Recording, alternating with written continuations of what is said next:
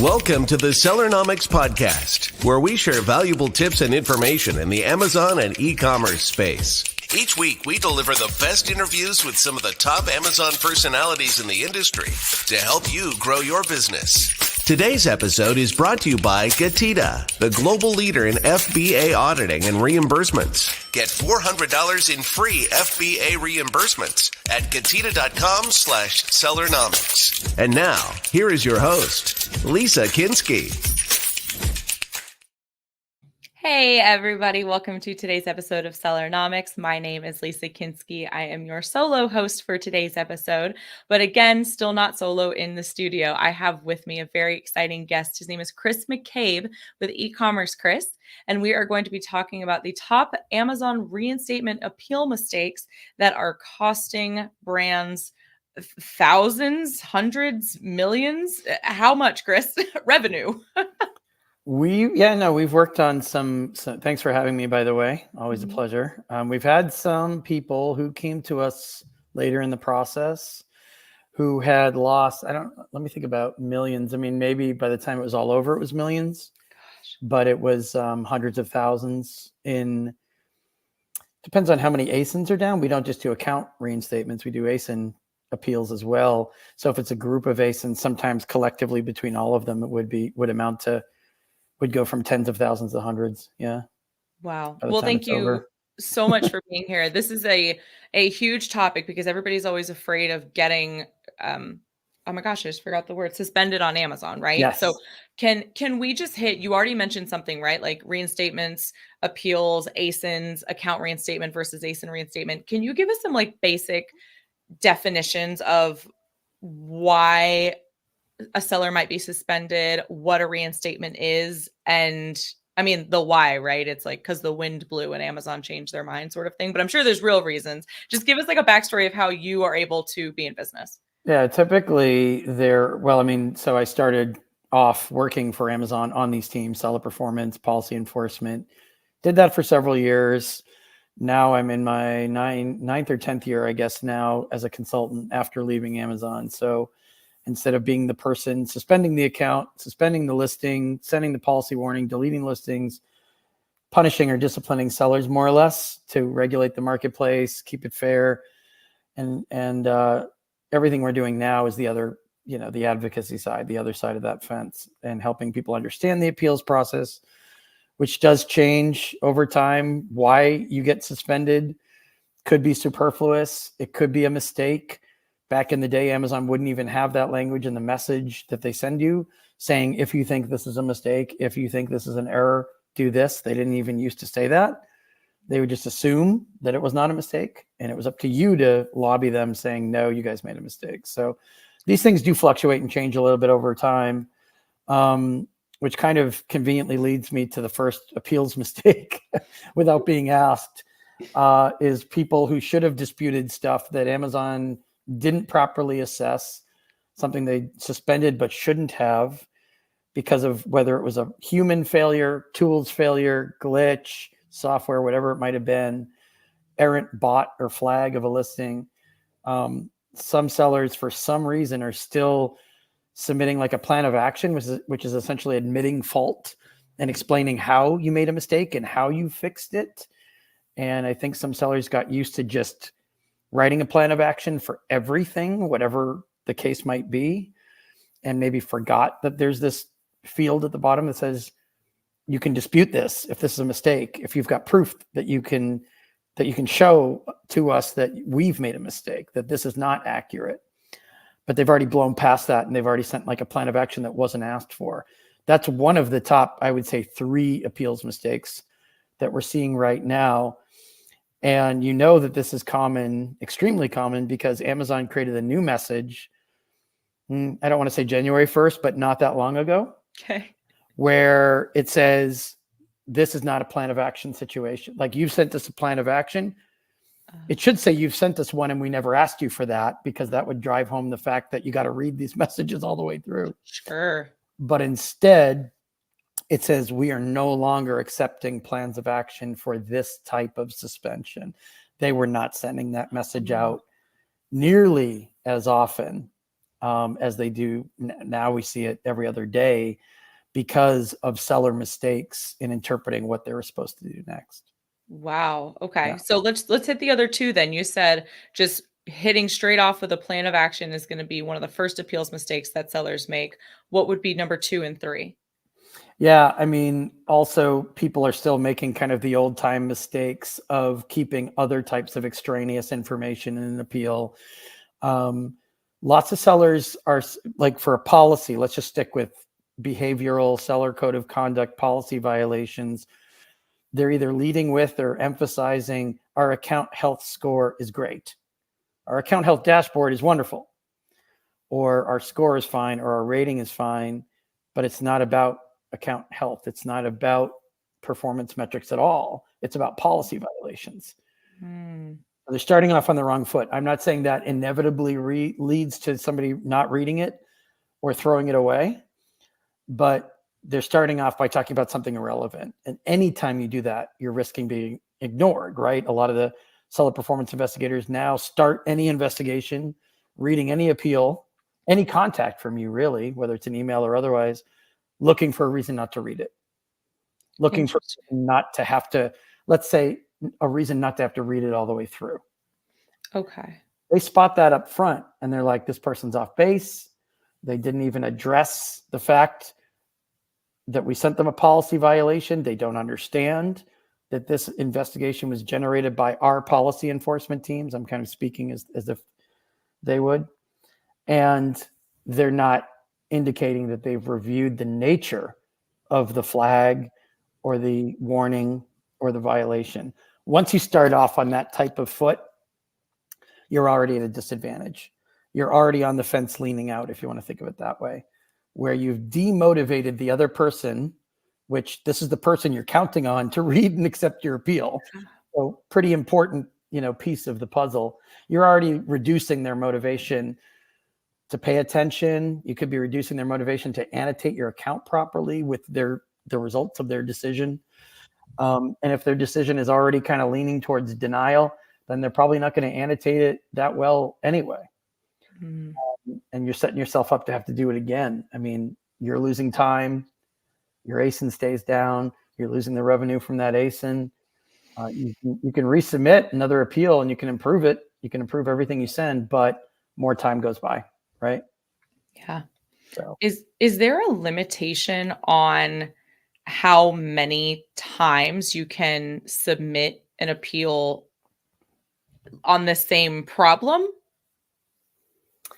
There used to be, not so much in the current day and age, because they got so much flack for not answering people.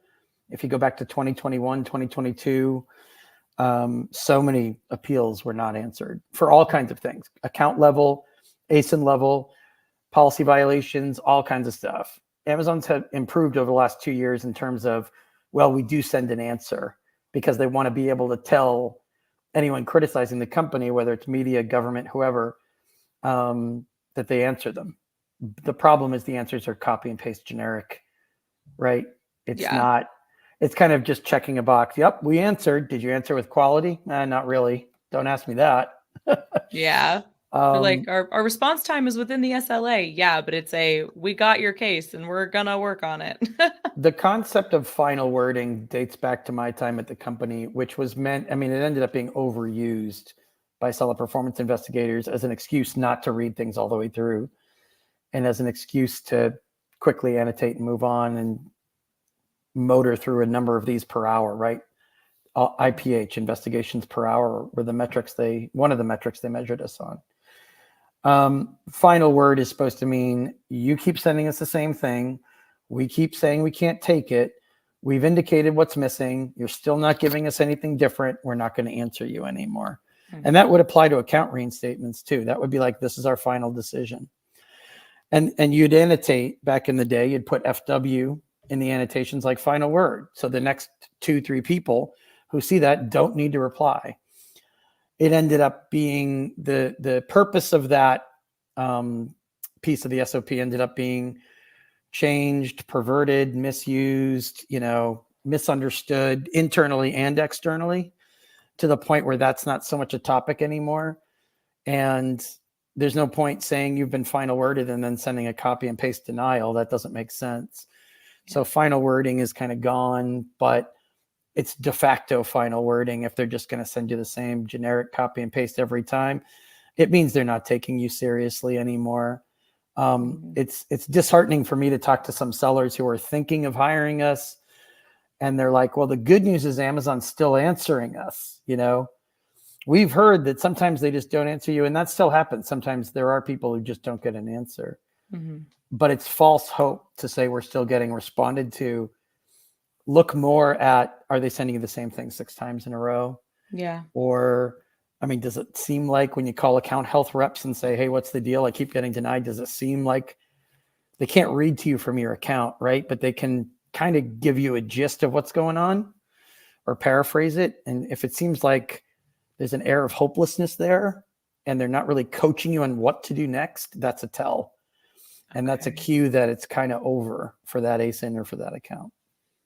What about like escalating the issue? Is there any benefit to, I'm assuming the answer is no, but is there any benefit to pulling the I want to speak to a manager card when it comes to getting your account or your ASIN reinstated? Not on phone calls. If you're emailing appeals from the primary email on the account, there are ways of escalating that way with written content for sure. And there have been for years.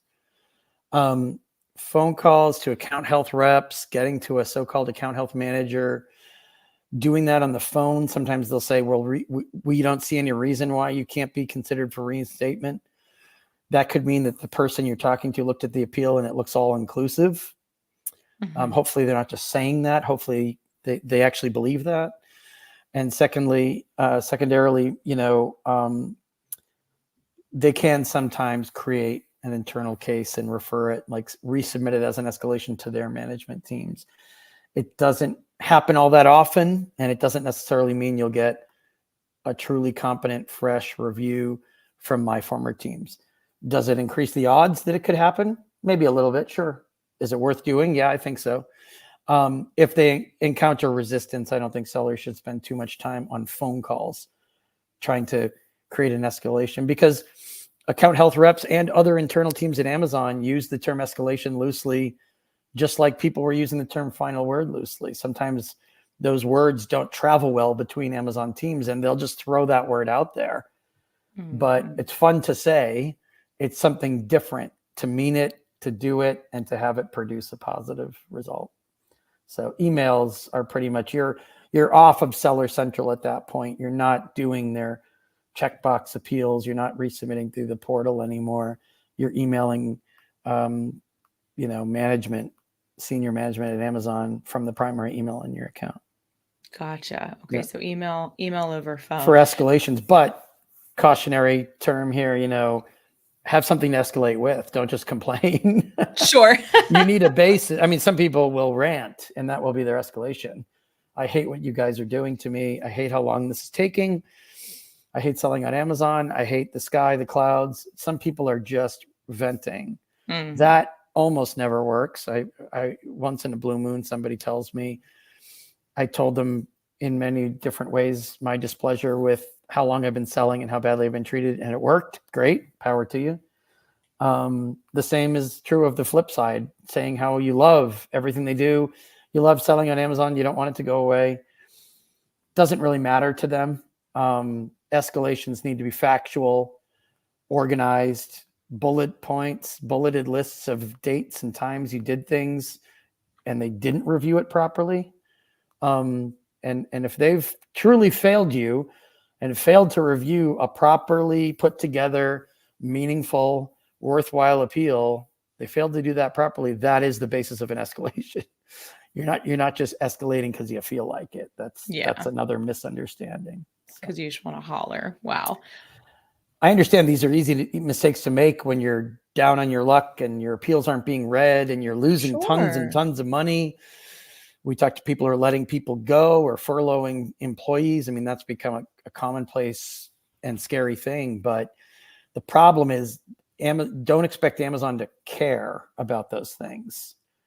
You're not going to pull on their heartstrings. Again, once in a blue moon, sure, I guess.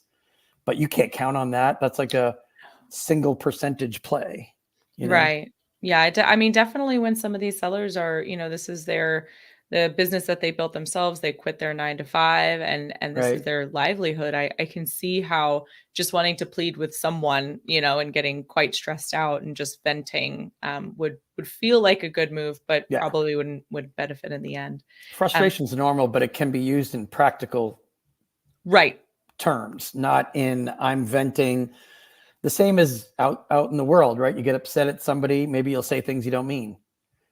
And hard to take it back later when it's a business relationship, when you're already in an adverse situation with the company that's running the marketplace you're trying to sell on. Another good example is all caps. I mean, in this day and age, after 9.5 years of consulting, I still see people sending not just emails to Jeff or executive seller relations, but really seller support cases or emails to seller performance that are mostly in caps, or pieces of it are all caps. All they do is annotate, like, don't answer this person. This isn't professional. We're not wasting time on this. And I'm not saying that's fair necessarily, but I'm just telling you what the likely result's going to be. You have to think strategically. Yeah, absolutely. Chris, we are going to take a quick break, but when we come back, I have some questions about why folks are getting suspended and the timeliness of response. So we'll be back in just a second. Today's episode is brought to you by Gatita, the global leader in FBA auditing and reimbursements. Get $400 in free FBA reimbursements at gatita.com/Sellernomics.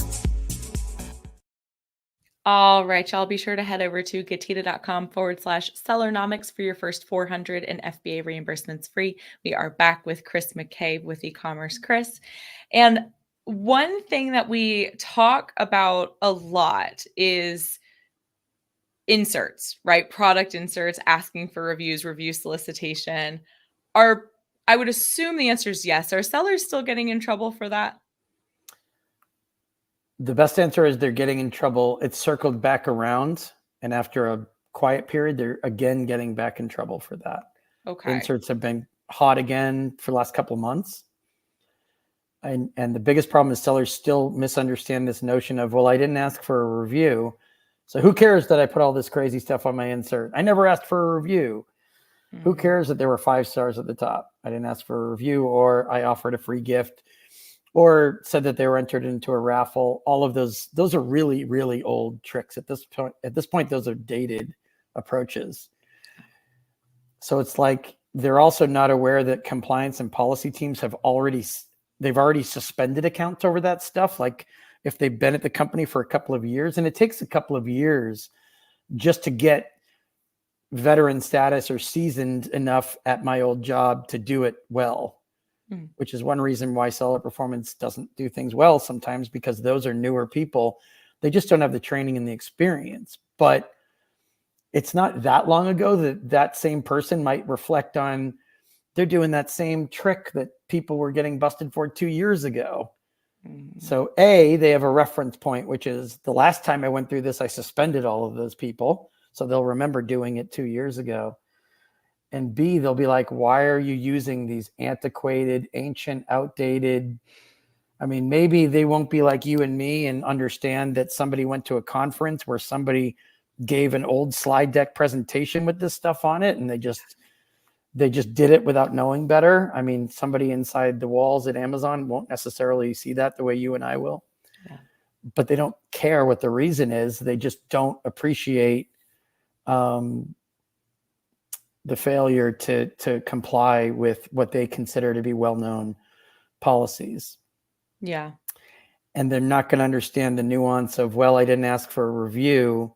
I mean, if you're getting a bunch of reviews because you're giving products away, whether or not on an insert or anywhere else for that matter, whether or not you asked for a review is actually no longer relevant. Yeah, because they're still being incentivized to right. Or if you have the 5 stars at the top. I mean, I personally think that's kind of minor. The 5 stars at the top, I think is kind of petty for them to just suspend an entire account just because you put a bunch of stars. I think that's kind of a minor, but they don't think of it that way. Yeah. And I can even quickly connect the dots as to why that went from a minor violation to a major one. abuse reporting was skyrocketing. Everybody was reporting their competitors.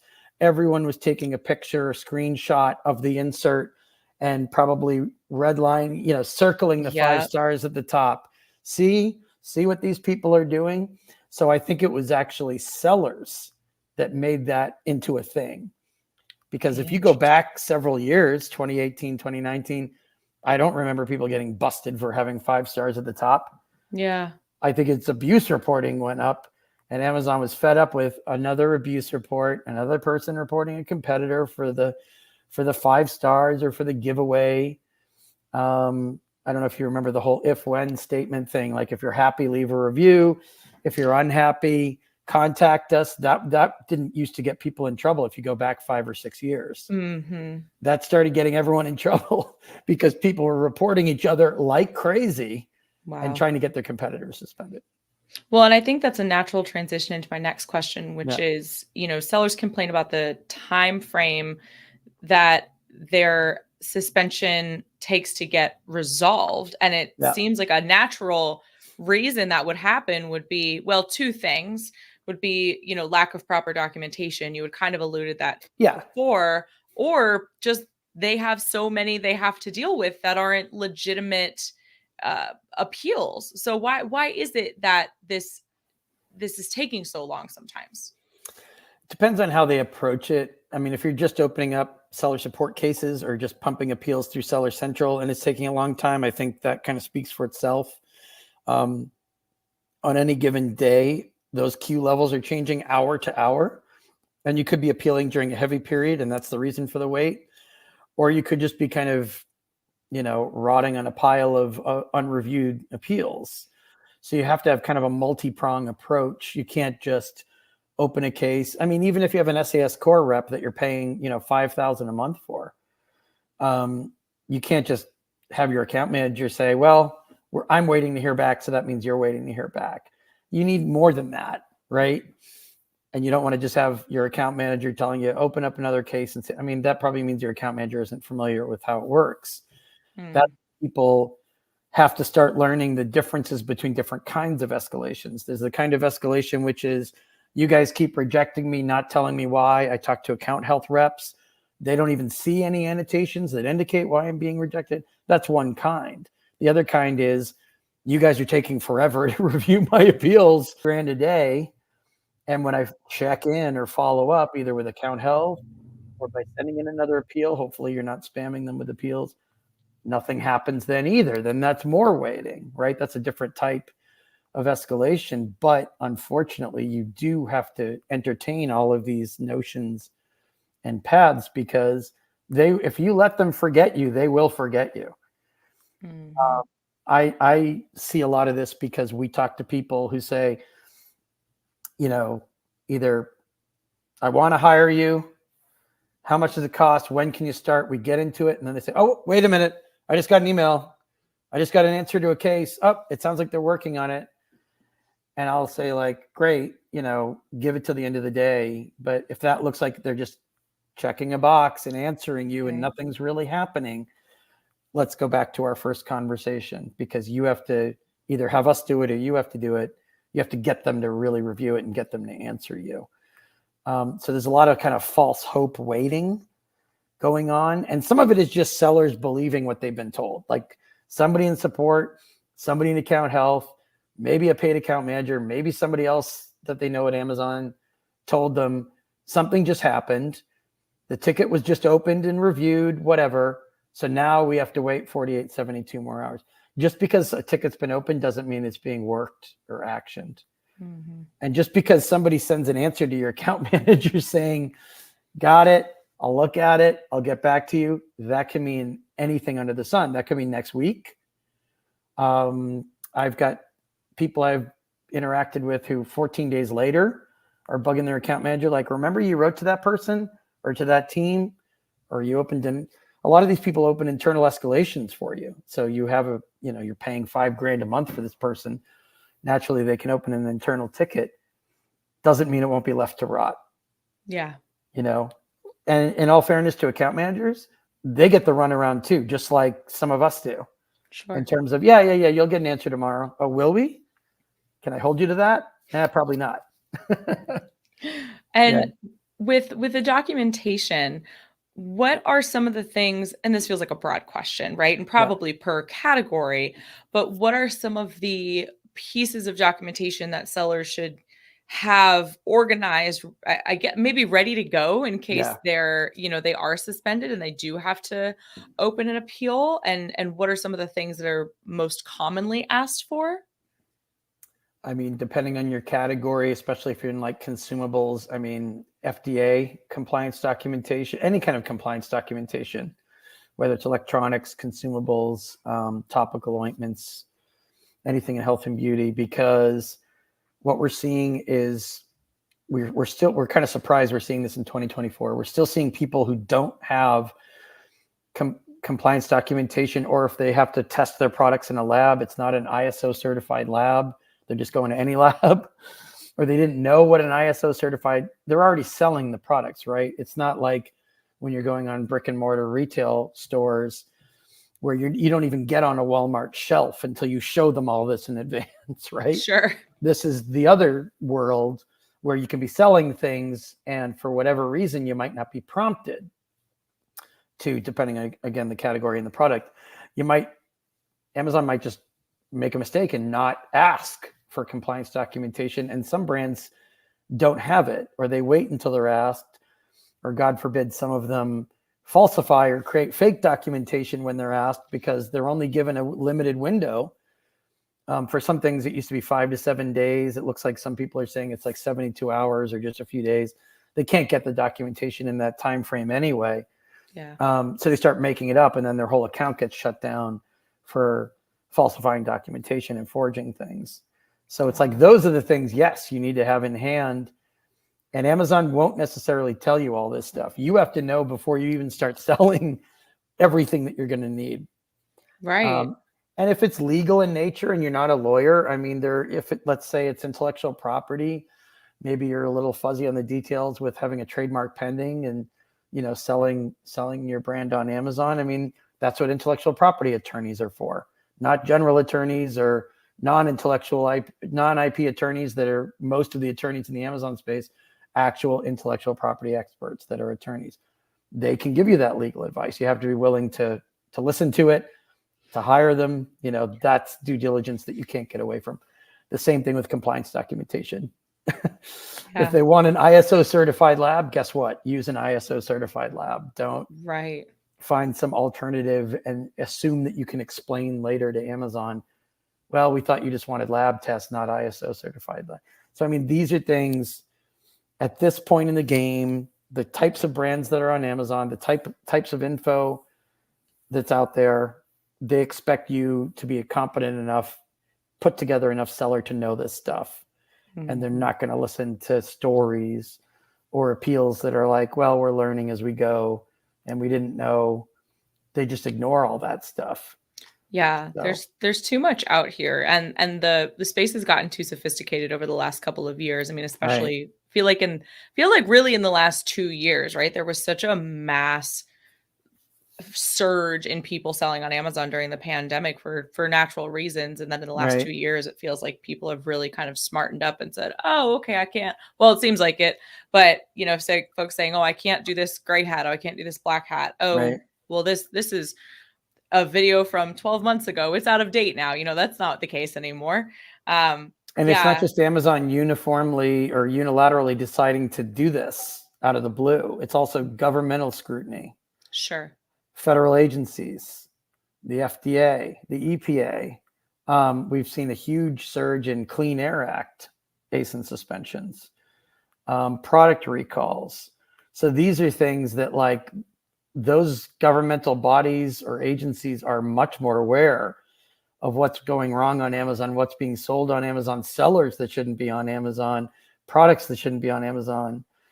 And it's not just government, it's also the media is more hip to this too. Mm-hmm. There are all kinds of people out there looking at things that should have been caught, shouldn't be on Amazon at all. Sometimes there's already been a major national media story about certain types of products being sold on Amazon, and then they're not sold for a while, and then a year later they all come back. Like, why would that that makes Amazon look bad if it happens a second time or a third time. So this pressure is coming from all over. It's not even just the sophistication of the marketplace, which is true. It's why would Amazon want to tolerate your presence as a seller? If they can blame you for making them look bad, they're going to do it. They're going to do it. Yeah. Wow. Chris, how can sellers hire you? What do you help them with? Clearly, you know this inside and out. Having that insider information is invaluable. But who is it that you work with? How do you help? And where can folks get in touch with you to learn more? Yeah, most our typical clients are growing 7-figure brands, 8-figure brands. We have some 9-figure brand clients, of course. They can reach us through e-commerce, Chris. If you want to email, usually people say, I got suspended or I'm about to get suspended. These are the ASINs. This is how long we have to respond or appeal.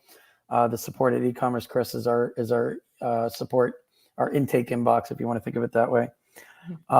We usually do a quick kind of assessment, figure out, does this warrant a phone call? Do we need to email back and get some more info first, then do the call? Obviously, we pay close attention to the urgency. Is this something that if they decide or know in advance that they need us to handle it, take over, handle it as a project? We do project rates. Those are on the site. If they think they want to take a crack at one appeal and they just need some advice and suggestions, we do 1-hour consults, but that's not hiring us. They're kind of deciding to run with it first. Sure. Case by case, obviously, how much damage this could create for you. How much it's costing you every day. How much that ASIN means to you. I would just implore everyone to think not in terms of an individual performance notification or warning or ASIN takedown. Think of your overall account health. And none of us can predict the future. As far as I know, you might get one today, one tomorrow, one the next day. Then you've got 3 problems in rapid succession, which will definitely hurt your overall account health. Oh, yeah. If you only get one every 30 days or every 60 days, yeah, your account health's probably not that shaky. It helps if account health reps call you and tell you, we think you're about to be under review. You got to take some steps. Mm-hmm. They have improved. They've gotten better at giving you a heads up than they were 2 years ago. So that's typically our first contact with somebody if they haven't worked with us before. I know it's a confusing time. There's a lot of info out there. There's a lot of misinformation out there. Yeah. Some people come to us and they just show us screenshots of seller forums posts from somebody who they think is going through the same thing they are, but it's not analogous. Yeah. And I understand that that's hard to interpret. And that's usually where we start. We figure out what the situation is. And so sellers generally find you and need you for a reactive service. Is there ever a situation in which sellers will come to work with you proactively to improve their account health? They say, hey, we don't have problems, but my friend over here just went through hell. Right. Maybe we want to prevent that. Can they come to you for that too? We got plenty of first of the month. That's most of our clients, our monthly clients, not pay as you go, come to us with an emergency, we fix it, you go away, and then you come back with the next emergency if there is one. We believe in preventative medicine. Obviously, our monthly clients aren't suspended; they're actively selling, so we're kind of keeping that away. And a lot of people that we get reinstated, if their first contact with us is they're already shut down, deactivated. Typically, the next conversation once we get them reinstated is longer term engagement, so that this nightmare doesn't happen again. So it all kind of depends on where they are in the cycle. Unfortunately, sometimes we do deal with people who are working with like a subpar service or somebody who let them down. Sometimes they even hire a consultant who's no longer emailing or calling them anymore because they've kind of run through their bag of tricks and nothing's really working. And so they kind of go silent, and then they come to us and we're sort of taking over midstream halfway through. That's less than ideal. And we assess those on a case-by-case basis. The only thing I would advise there is fact check claims, do due diligence, make sure the person you're hiring doesn't have 700 glowing reviews and they only popped up 2 weeks ago. That's probably a trouble sign. And that's not that uncommon either. People will almost every month we'll hear of a few, we hired Seller Warp or Appeal Whomever. Genie or something like, Magic Bag of Gold appeal review service.